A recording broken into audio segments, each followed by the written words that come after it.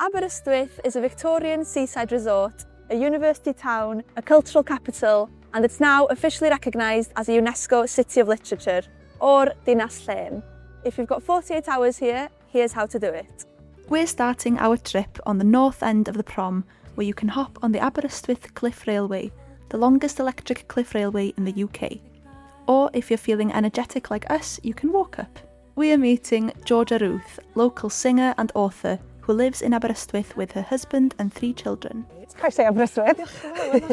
So hwn dy bar o pawb yn siarad am Dyma bar enwog. Wel. So, os ti'n moyn cico fe gyda fi, achos... Please.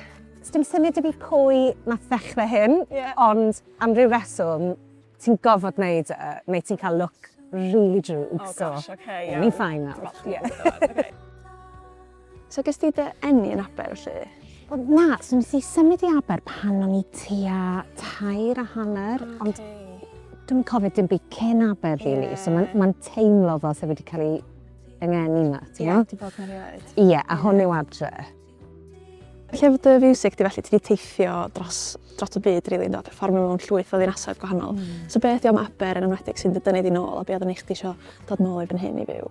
Mae'n wahanol i fod mewn dinas, ti'n gwybod, mae'n gymaint o egni wastad. Fan hyn, ti'n cael y llynyddoch na, mae'n rili pwysig i fi, fi'n credu pan fi angen sgwennu. So, ie, mae jyst yn siwto, mae'n siwto fi. Felly, dyn ni fan hyn fan Consti, mae hob yn galw fan hyn, ie? Consti, yn union, ie. Constitution Hill yn swyddogol, ond Consti, fi'n meddwl bod y pawb yn galw fe. Sy'n fod yn local neu alw fan Consti? Ie, Consti.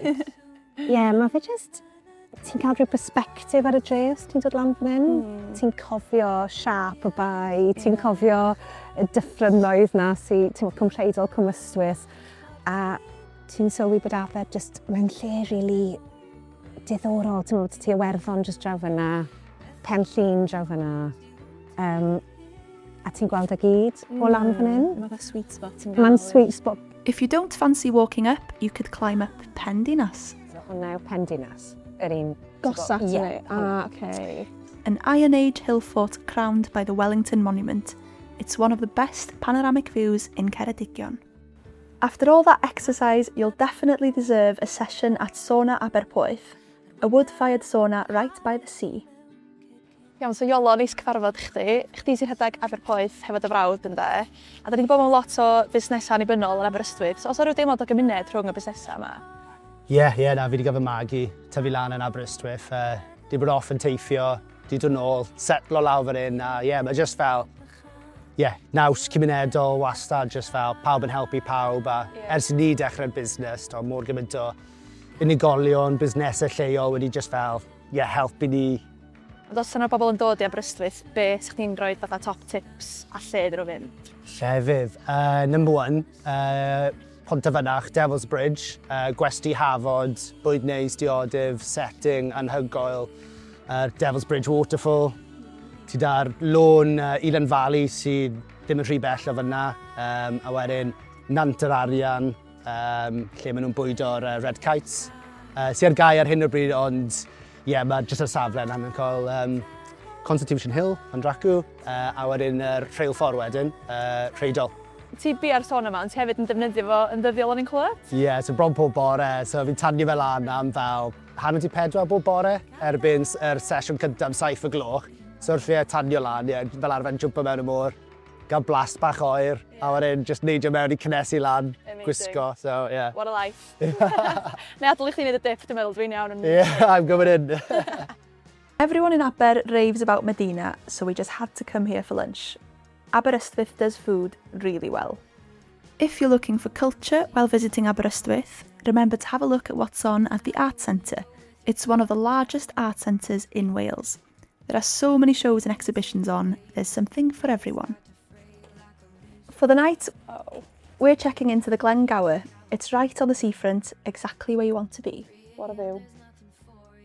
We're starting day 2 with a walk along the prom heading towards the castle. These ruins date back to the 13th century. Once a symbol of power, but now it's a great place to come for a picnic and get some of the best sea views in Wales. The castle changed hands many times between the Welsh and English, including when Owain Glyndŵr captured it in 1404. Aberystwyth has joined over 50 cities recognised by UNESCO for their contribution to literature. including Barcelona, Dublin, Seattle and Rio de Janeiro. The City of Literature designation also makes Aberystwyth the first UNESCO Creative City in Wales. At the heart of Aberystwyth is the National Library of Wales. Perched over the town, it holds around 8 million books, manuscripts, maps and archives, including some of the most important documents in Welsh history. Amser bach o guided tour rwan, a dwi'n meddwl bod angen brwsio fyny ar hanes Cymru fi. Ond mae hyn yn tracio lle ti'n ystafell ac yn troi ar yn dibynnu beth sy'n sbio. This isn't just the seaside town, it's where stories and Wales's history is kept. Back in town, Aber's independent spirit is everywhere. Ultra Comida is a local institution, part deli, part tapas bar. Stock up on Spanish cheeses or do what we did and order a plate of delicious food.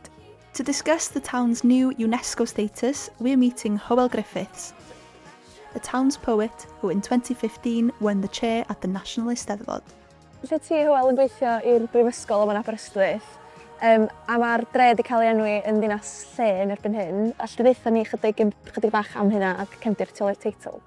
Ie, mae'n gyfnod cyffrous iawn yn hanes Aberystwyth a mae'n gydnabyddiaeth o bwysigrwydd hanesyddol Aberystwyth yn y maes llenyddol a chreadigol a'r ardal ehangach yng Ceredigion, ond hefyd mae'n sbardun ar gyfer pob math o weithgareddau llenyddol a chreadigol gobeithio dros y blynyddoedd nesaf. Felly, dyn ni gyd yn teimlo'n hynod o gyffrous at y dyfodol. Mae'n lle cyffrous, mae'n lle mae syniadau yn cael eu trafod, lle mae llenyddiaeth yn cael ei greu, a mae'r dre wedi bod yn gartre i gynifer o lenorion dros y canrifoedd.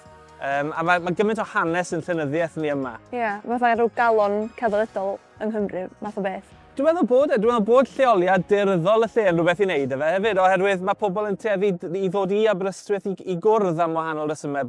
Ac o ran yn y llenyddiaeth ei hun, os yna rhyw fath o, yn enwedig am llenyddiaeth sy'n sôn am yr ardal a'r tirwedd, os yna rhyw fath o themau sy'n ymddangos yn aml ti'n gweld? Ie, mae'n eitha amrywiol, ond wrth gwrs mae'r dirwedd yn ysbrydoliaeth, mae'r ysbrydoliaeth i fi yn sicr, ond i nifer o bobl eraill, mae'r arfordir yma wedi ysbrydoli ar hyd y canrifoedd.